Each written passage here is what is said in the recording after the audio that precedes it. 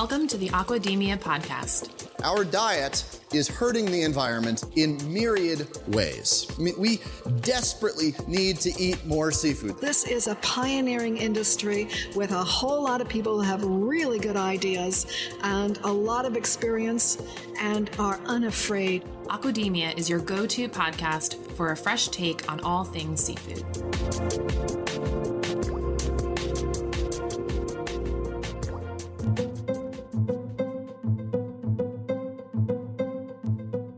Wildfires, earthquakes, tsunamis, hurricanes, nor'easters, flash floods, tornadoes, heat waves, hailstorms, droughts, avalanches, all potentially destructive and horrifying events, and all make real life difficult for humans. But did all these things happen before we came around and started trashing the planet? Of course they did. All of these terrifying events are natural processes of our planet, and they all serve their purpose. But there's pages and pages of scientific papers showing that there's been a severe increase in these types of events over the last 30 to 50 years, and I think it's pretty clear that we had something to do with it. Whatever your opinion is on the matter, it's hard to deny that we've been experiencing bigger storms more often. Okay, before you stop listening, I know what you're thinking. I thought this podcast was about seafood, and all he's talking about are these Debbie Downer topics. But here's the thing. All of these topics come into play when we talk about seafood. Seafood is a victim of and contributor to these global issues. But it may also be a potential resource to help fight them. We spoke with some experts. Maddie Cassidy, recent Global Environmental Studies graduate. Andrew Mallison, Executive Director, Global Aquaculture Alliance. Today we're speaking with Hallie Froelich. Is it Hallie or Holly? It's actually Holly. I'm a postdoctoral scholar at the National Center for Ecological Analysis and Synthesis, which is a mouthful, so you can just say NCES. These natural disasters that we are experiencing are just the effects of the real problems. Climate change. Ozone depletion. Habitat loss. Land use changes. Freshwater use. Pressure of population. Pollution. Biodiversity loss. Deforestation. Water and land pollution. Poor waste management. An ever-increasing population. These are all things that we contribute to and can take some semblance of control over. But the bottom line is, Earth's got issues.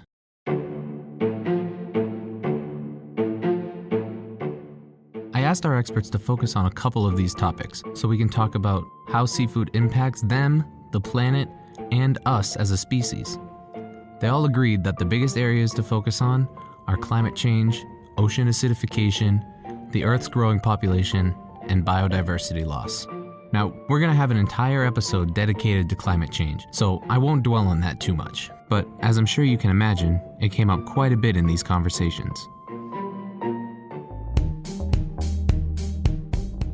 I think that the most pressing as of right now are, of course, climate change, and then also biodiversity loss. As of right now, we are currently in a mass extinction period of all of our biodiversity here on Earth. We have lost about 90% of all species on the planet since the year 0 BCE. It's happening so rampantly and so many species have gone extinct that I don't want to say that we're past the point of no return, but we're definitely at a crucial turning point. Food production ultimately has a dramatic linkage to impacts on our planet. There's a lot of linkages on how we get our food and how that affects Earth. How we produce our food is going to have an impact on the planet, but the really important part now that's kind of emerging within the scientific realm is what are the differences between how we produce our food. And seafood has most of the time been left off of that kind of proverbial table of how does that contribute or what is the potential to actually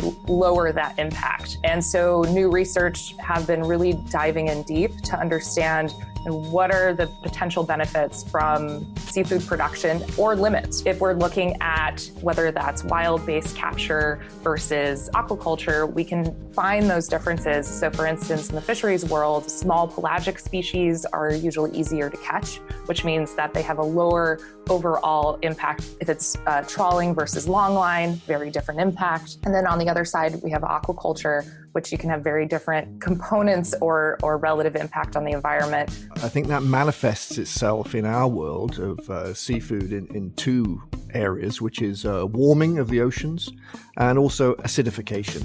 And both of those two are changing ecosystems, they're changing reproductive capabilities of fish. So they're having a lot of impact on the life in the oceans as we know it. If you don't know what ocean acidification is, it's essentially caused by the water in the oceans absorbing some of the carbon dioxide that us humans are emitting into the atmosphere. And the ocean is absorbing this heat energy into the water. And this heat and also this gas, carbon dioxide, is causing the oceans to become more acidic, which is then killing even more species of aquatic animals, as well as coral and plants and that kind of thing too. So it's not necessarily something that seafood is causing, but it's definitely impacted by. The biggest change within seafood has been on the wild side, which has been about overfishing. And I don't think that's specifically linked to climate change. Climate change has had an impact on reproductive capacities, for example, of cod in the North Atlantic. It's had impacts on how much fish you can catch in any one place at any one time as stocks have moved. And we've seen changes in the migration patterns of mackerel, for example. One of the most obvious things to point out is that seafood, in particular fishing, has greatly depleted biodiversity in the oceans. There's just a major overfishing problem because there's just so many people in the world. It's not like the fishermen are trying to deplete the oceans. It's just that there's so many mouths to feed that they have to do their jobs, they have to make money, and it's just in turn hurting all aquatic animals because there's a very specific food chain that needs to stay in balance for things to keep moving in a positive direction for all species. The pressure of population, you've got these UN Sustainable Development Goals, which were signed off by the UN some years ago to be achieved by 2030. And they're becoming an increasingly useful way of looking at our impact on the world in general, on the land, on the sea, on populations, on nutrition, on health, on gender balance, how fair we are as a society. So they're becoming quite a common language, and it's some work we're doing at GAA is to try and think how we can show how aquaculture aligns with these sustainable development goals. And so far it's really impressive because most industries would touch one or two of them. There's several that have connections to aquaculture because of the nature of aquaculture. You have development in rural economies in developing world, which helps relieve poverty, helps provide good nutrition. You've got the environmental management side, which is helping with the quality of the oceans and waterways.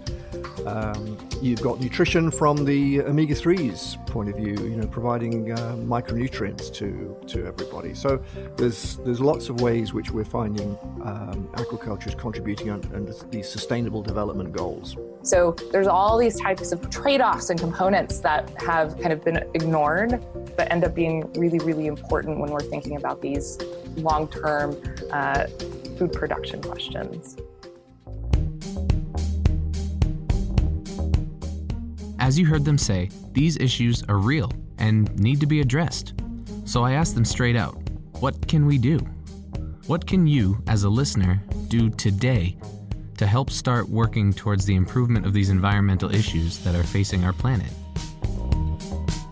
So if there's one thing I would urge people listening to this to do is to ask questions of your retailer. Write to their head office. If you go into a restaurant, ask the server, where did this fish come from? How do I know it was responsibly grown? Because the more people that ask those questions, the more likely those businesses who want to keep their customers happy are going to try and put policies in place and do the right thing in their sourcing in turn. Because you shouldn't have to, every time you pick up a piece of fish, think, okay, where does this come from? I've got to check it out. What you should be able to do is go to a store that you trust or go to a restaurant that you trust, has asked all the questions on your behalf. And whatever they put in front of you is of a standard. But to get them there, you need to ask the questions in the first place. But you don't have to keep pestering, just keep the pressure on. The things that you buy in the grocery store end up in your body. and also have an impact on the environment through their production cycle. So it's really up to you if you want to be an informed buyer or not.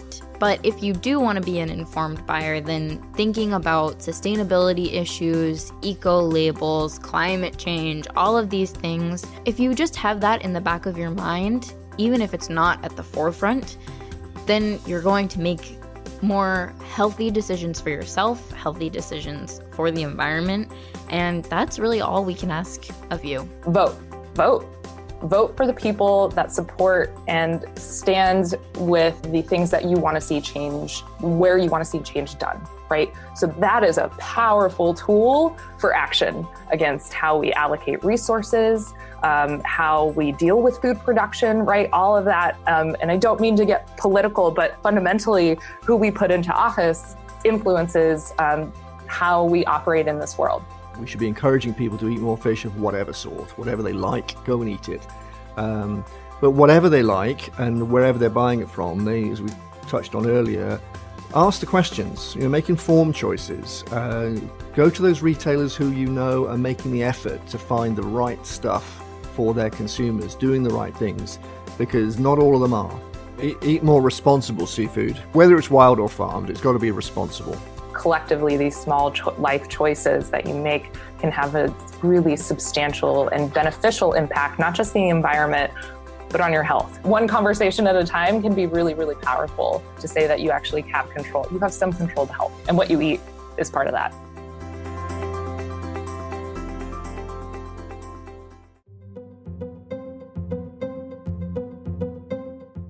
So clearly, there's things that we can do to help. From voting in local and national elections to simply asking questions. The more we spread the word that we want safe, healthy, sustainable food, the more we'll be able to push that dial a little bit further.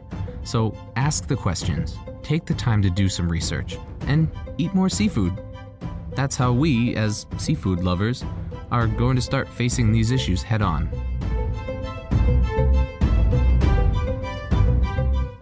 If you're interested in hearing the full interviews with our experts, please be sure to go to www.aquaculturealliance.org/membership and become a member of GAA today.